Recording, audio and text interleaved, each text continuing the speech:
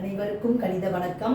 இப்போ பார்க்க போகிறது 7ஆம் வகுப்புக்குரிய கணக்கு 3ஆம் பருவம் பயிற்சி 3ல் 1ல் 5ல் 4வது கணக்கை பார்க்க போகிறோம். முற்றுமைகளை பயன்படுத்தி பின்வரும் கோவைகளை விவரி. x y z minus 1 the whole square. இது என்ன முற்றுமையில் இருக்குது அப்படின்னு பார்த்தீங்கன்னா a minus b the whole square.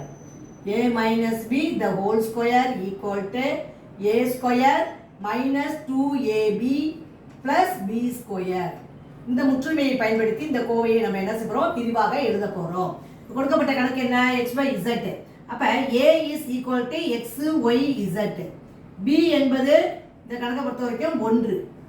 இப்போ இந்த முற்றுமையில் a minus b the whole square, அதாவது x y z minus 1 the whole square equal to a square. a square என்பது என்னது, x y z the whole square minus 2 into a என்பது x y z into b என்பது 1 plus b square 1 square.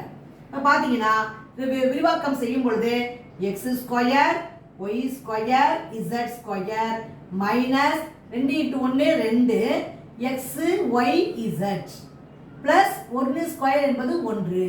இதான் வந்து இந்த கணக்குக்குரிய விடையாகும்.